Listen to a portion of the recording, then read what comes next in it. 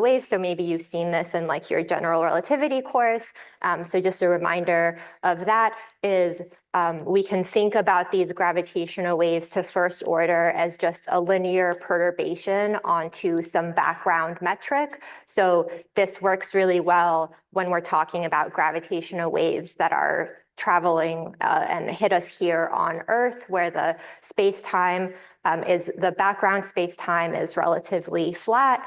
That's the eta there is just flat space-time. And then there's this very small metric perturbation on top of that.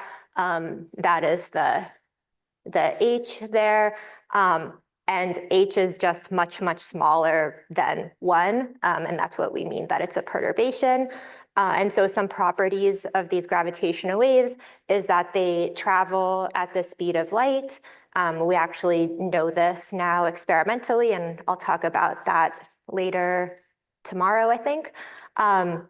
They're transverse plane waves with 2 independent polarizations, similar to light, but the polarizations for gravitational waves are rotated with respect to each other by 45 degrees. They carry energy and angular momentum, so that is important. They are a real physical thing, not just like a coordinate artifact. And the way that we measure them is that they cause a fractional change in distance between test masses. And we call that fractional change in distance the gravitational wave strain. And so you can just see that by this example here, which I just took from this textbook, Gravity by Hartle, where you have, if you have some length L across the x-axis, where here there's some gravitational wave propagating into the screen in the z direction, and z equals 0 is where the screen is. And then you can talk about the x direction and time, the t direction.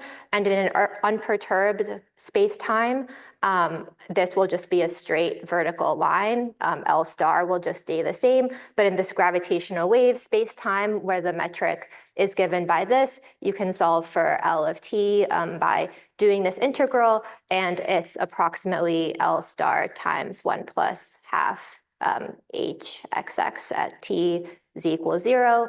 And so the strain, this dimensionless quantity, which is the change in length divided by the length, scales like that, the amplitude of that gravitational wave. So we're always talking about changes in length with gravitational waves. And again, this is in the linear case where h is very, very small, and that applies very well to gravitational waves that the loudest gravitational waves in our universe have a strain that's like 1 part in 10 to the 21. So this really is a very tiny number. And so this is the way we actually detect these things is by trying to measure these strains, these fractional changes in distance. And we do this on Earth with laser interferometry. And we have this network of gravitational wave observatories.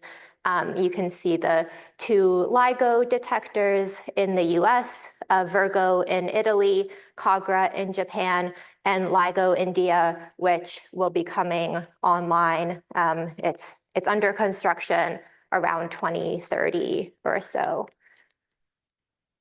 And so the way that this works is that each one of these detectors has these 2 arms, and we shoot lasers down these arms. It's very cool.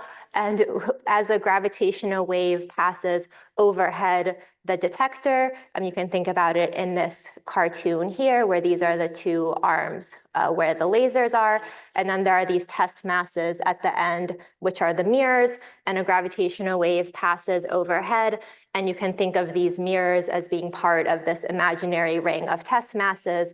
And so as the gravitational wave is causing this deformation, it's going to cause one of the mirrors to move relative to the other one. So it's this change in length of the 2 arms.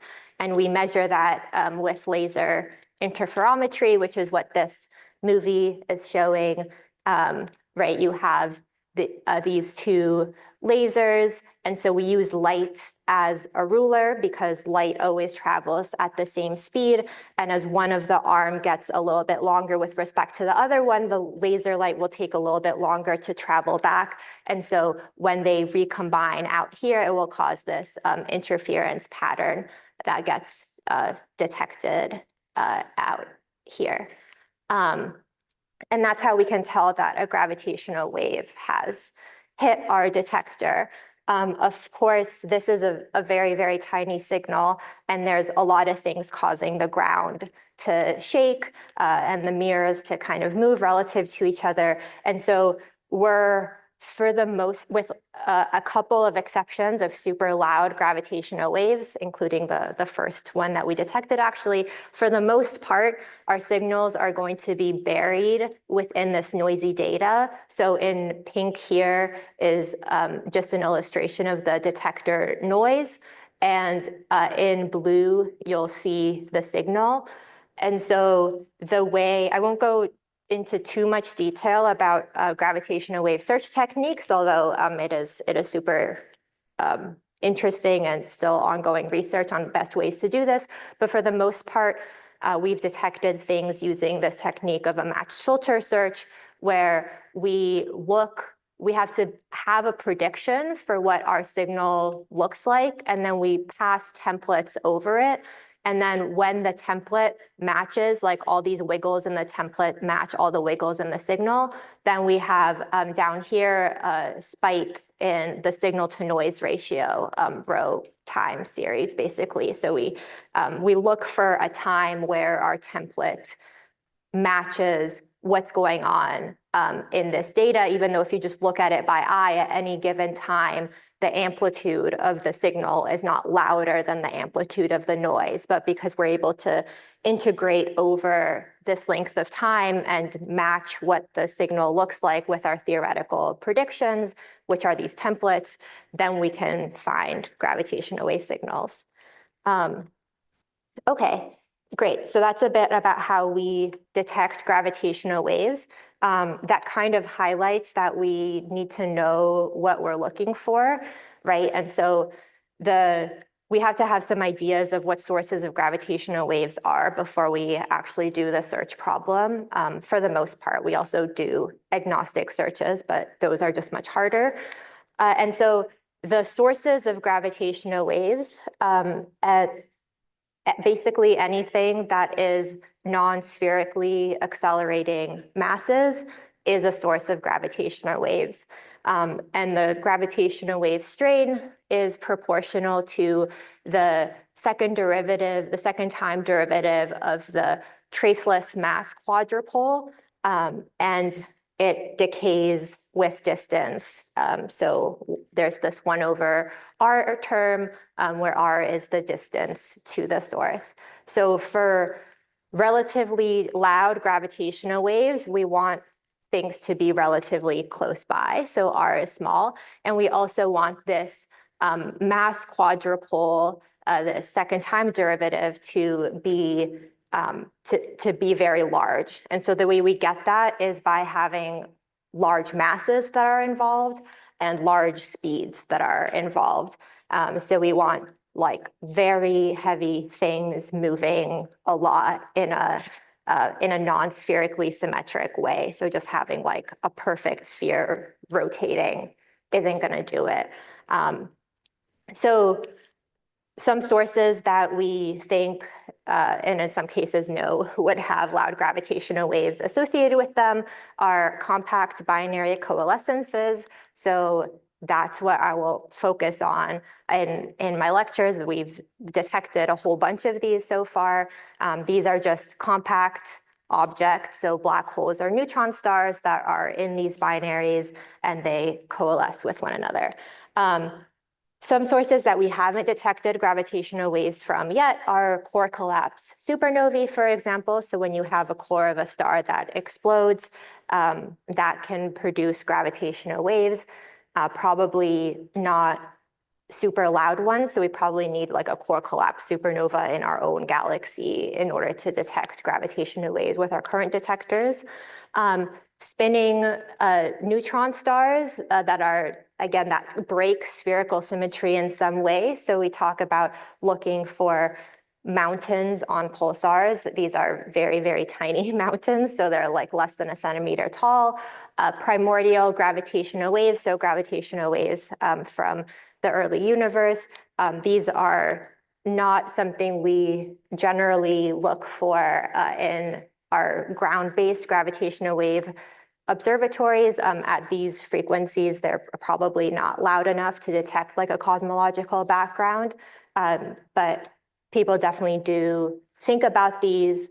And then there's also like beyond standard model sources, which I might talk a bit about on the last day, but these can include things like oscillating boson clouds around black holes, or these gravitational atoms where you have super radiance, and the boson clouds are like extracting spin energy from the black hole, and in that process also emitting gravitational waves, and things like cosmic strings. And there's a whole bunch of other stuff you could think for and look for in the data, a lot of which is very relevant for cosmology, but I'll be talking about cosmology with these compact binary coalescences because I don't have too much time.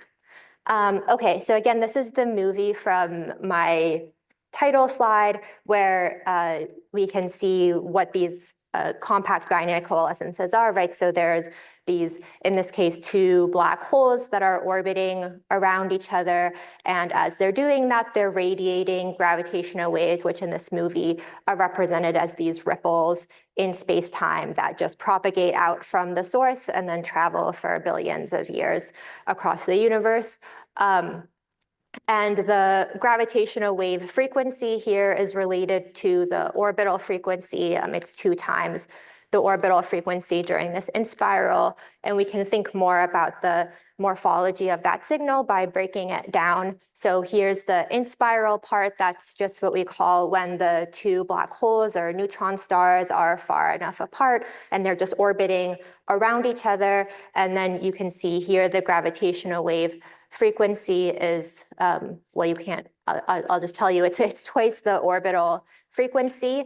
And those gravitational waves are carrying away orbital energy and angular momentum from the source. So those gravitational waves are causing these 2 black holes to get closer and closer to each other. And as they do that, the amplitude of the gravitational wave increases, and as the orbital period decreases, the frequency of the gravitational wave also increases. So the frequency and amplitude increases, and then there's this phase where we call the merger, where kind of you can think of the 2 black holes, their event horizons kind of touching each other, and we get this peak in amplitude. And then the ring down stage for black holes happens when you just have a final black hole that's kind of still a bit deformed, and it rings down like like a bell, basically. Like if you hit a bell, this is kind of like hitting a black hole, and it deforms in this way and causes these gravitational waves as it settles down into this final configuration, and it stops emitting gravitational waves. So this is the morphology of a compact binary coalescence, and the properties of the black holes or neutron stars are going to affect the morphology of the gravitational wave. If these were neutron stars, it would look extremely similar, except with some other effects, like the inspiral here would be slightly different because of the tides of the neutron stars. And then instead of having a ring down here, we'd have this like post-merger signal from this very hot, like rapidly spinning neutron star, or possibly a black hole, depending on the masses. But yeah, we can, so often you'll see like pictures like this if you read gravitational wave papers or work on it, where we show the frequency versus time decomposition of the signal into these wavelets, where the brightness in each pixel just shows how much power there is in each time frequency bin. And so we look at things like this and we're like, oh, this is a chirp because it sweeps up in frequency. And you can see also in power, the power increases at these high frequencies. And if you actually like play this in the audio band, it'll sound like a chirp. It'll go like whoop.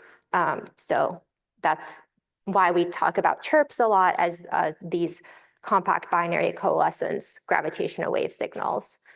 And so just to quickly review that brief intro and review of gravitational waves from these compact binary coalescence or CBC, we have these black holes or neutron stars that cause these ripples in space-time. These ripples are actually having a physical effect on space-time, and we have these two test masses here, these mirrors at the end of our detector arms that we can measure with laser interferometry. And so that's how our ground-based gravitational wave detectors work. And the great news is that they work really well, and we've detected a whole bunch of gravitational wave signals in this series of observing runs. So we started observing in the advanced LIGO configuration and sensitivity in 2015. These numbers up here kind of show the typical distance out to which we can detect a binary neutron star merger. So the thing to pay attention to is just that these numbers increase for the different observing runs. And so the first observing run was in 2015. That's when we had our very first detection. Then we had a second observing run, which was extremely exciting because we've had our first and only multi-messenger binary neutron star detection, which I will talk probably too much about. And then we had our third observing run, which ended right when COVID started in 2020. We ended 1 month early for that, but that was 11 months long. And then we had a long break because of COVID and supply chain issues, commissioning the detectors, but then they turned back online in the last couple of years, and we've been undergoing our fourth observing run. Definitely stay tuned for the end of the summer. In August is when we're going to release the data from the first third of our current observing run. And we're going to keep on observing with this 04 sensitivity until November, I believe, of this year. And so there'll be, like, in the next 2 years, we're going to have a whole bunch of papers about this observing run. So I've been talking about LIGO. There's also Virgo, which is extremely important, the Italian detector. So they joined at the very end of the second observing run, and for most of the third observing run, and started in the second, third of our current observing run. There's COGRA, which has also joined us for some observing, but the sensitivities are a lot lower, so they haven't really contributed to any detection. And then we are hoping to have a fifth observing run start in a few years from now, with much better sensitivity. I really hope that happens given everything that's going on with the NSF, but I'm not going to talk about that right now because I will cry. Anyway, so we've detected a whole bunch of gravitational wave events in these observing runs. Actually, here I'm showing the cumulative detections or candidates versus time. And so you can see that having this improved sensitivity, which in the earlier figure was summarized by like the range that we could detect binary neutron stars, that translates to a lot more detections. So the rate of detections was really a lot higher in the third observing run than in the first two observing runs. So by the end of the third observing run, we had almost 100 of these events from these compact binary coalescences. I'll really only be talking about what we've learned from those because we haven't quite published these other events yet, but you can see that we've like basically tripled the number of gravitational wave events in our ongoing fourth observing run. And you can find like some public information about all of these events, but we're still doing like the detailed analysis. And so let me just tell you a bit about what that detailed analysis looks like. Here's another way that we like to show our detections in the stellar graveyard plot, because these black holes and neutron stars that we're observing, you can get a sense of the masses that we're probing. So neutron stars are less than about 2.5 solar masses. They live down here. The black holes that we're observing go up to like 100 or even 200 solar masses. These are black holes in this mass range. We refer to them as stellar mass black holes, and we think that most of them, at least the ones that go into the in-spiral and then merge, we think that those component black holes, most of them were probably formed from stars. They're in this stellar mass range. So there's these cores of dead stars that collapse into black holes.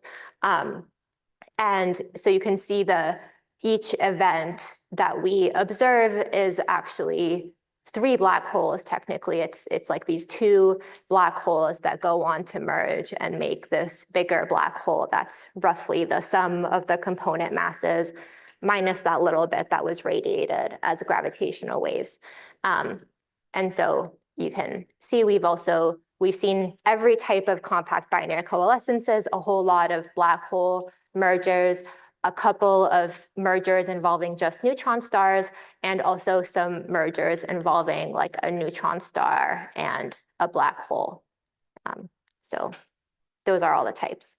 And so as you probably kind of guessed from the fact that the gravitational wave frequency is related to the orbital frequency, of course, depends on the component masses, the 2 masses of the black holes or neutron stars. And so the gravitational waves are going to encode the masses of those objects through the frequency of the gravitational wave.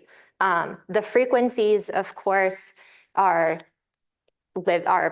redshifted cosmologically.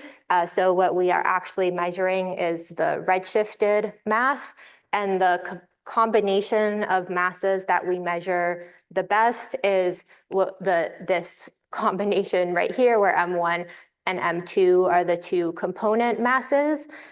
So this is kind of like a weird combination of masses. It's like powers of 3/5 and 1/5 there, but we call this the chirp mass because that drives that gravitational wave chirp during the in-spiral. And so what we're measuring is this redshifted chirp mass, which is the chirp mass times 1 plus the redshift, which is given by this formula related to the frequency of the gravitational wave and the frequency evolution. So just by observing frequency, the time derivative of frequency, we get a combination of these masses. That's just a first order in the gravitational waveform. So that's kind of the parameter that we measure best because interferometry gives us frequencies really well. And the parameter that's driving the first order frequency evolution is the chirp mass. We also learn a little bit about the total mass independently from like the merger and ring down part of the waveform. The ring down spectrum that happens after the merger tells us about the final mass of the black hole that's left behind, which is related to the total mass.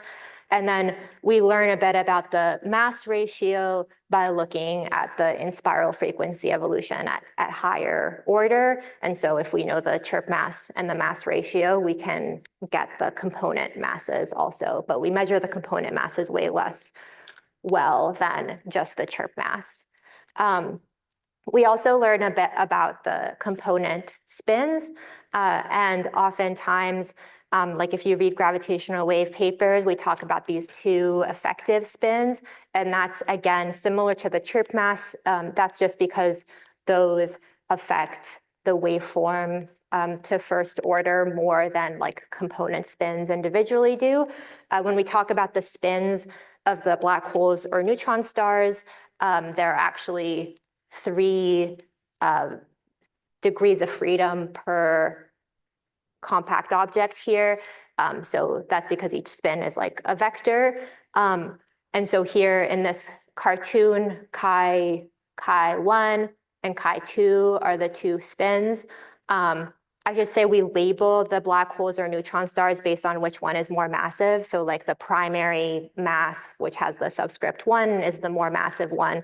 And so chi1 refers to the spin of the more massive one. And then L here is the orbital angular momentum. And so the effective in-spiral spin, chi effective, is this mass averaged spin projected along the orbital angular momentum axis. And so this ranges between -1 and 1 because each 1 is the largest spin that a black hole can have. So each one of chi1 and chi2 are both, the magnitudes are between 0 and 1. So chi effective ranges between -1 and 1. Then we also talk about this effective precessing spin, which measures the spin in the orbital plane perpendicular to the orbital angular momentum axis. And so that's really just proportional to how much spin the bigger one has in the orbital plane. And so this ranges between 0 and 1. And so these affect the gravitational wave signal. And you can just see here, chi effective affects the frequency evolution during the in-spiral. So relative to the 0 spin case, if you have large chi effective, the black holes will merge a little bit later, and that's because there's more angular momentum, net angular momentum for the gravitational waves to carry away, whereas for negative chi effective, there's less net angular momentum for the gravitational waves to carry away, so the merger will happen earlier. And I see there's a question.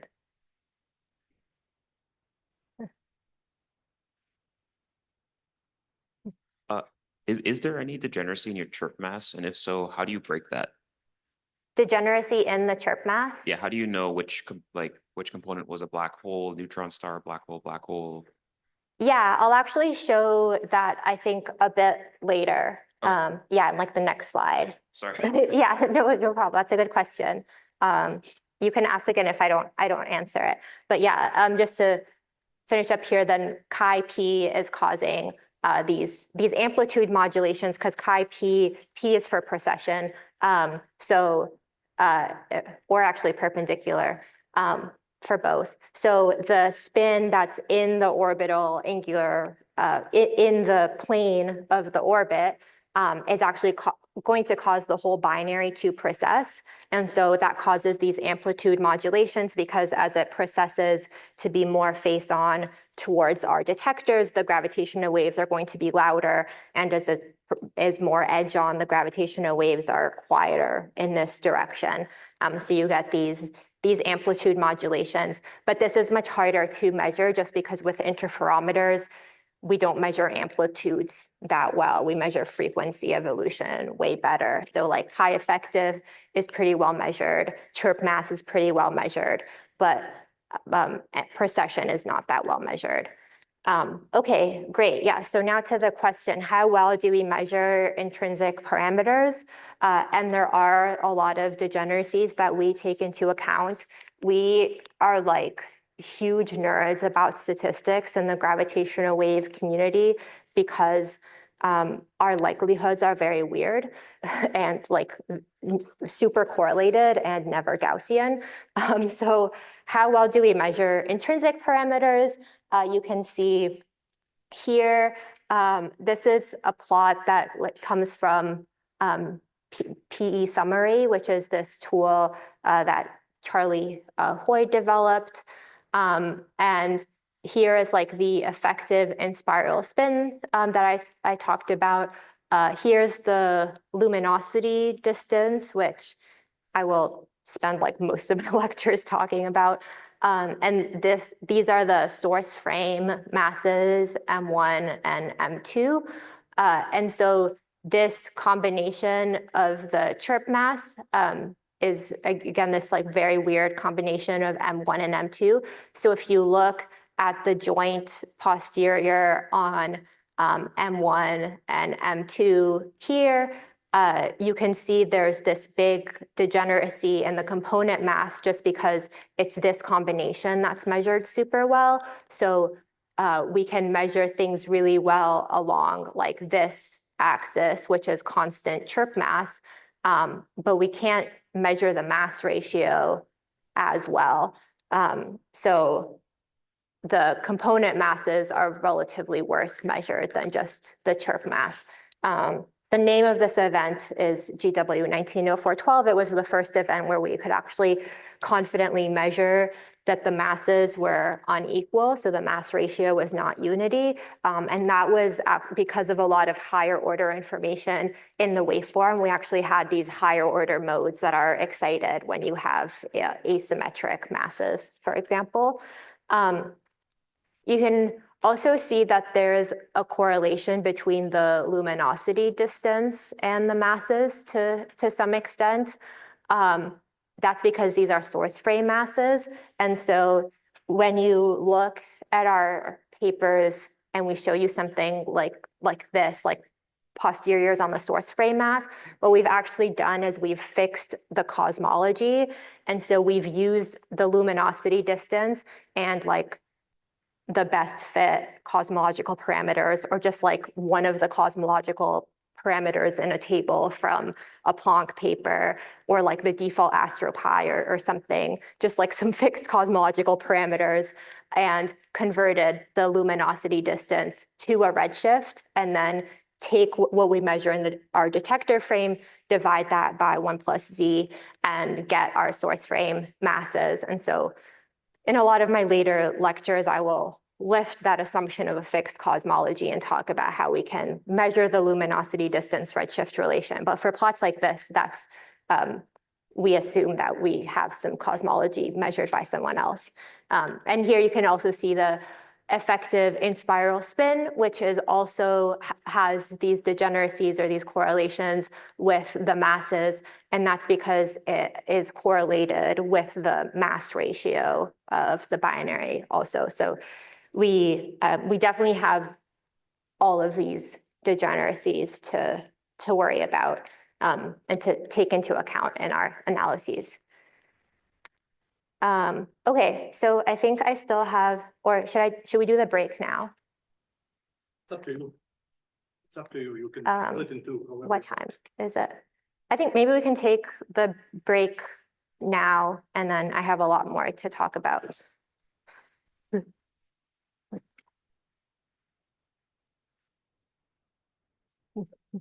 Yeah, just regarding these breaks, these are stretch your legs breaks, not like full proper leave the room to have discussion outside. So let's take a short break now, and then the next break will be a longer break where we can go outside. But this is like a bathroom break. Thank you, Maya.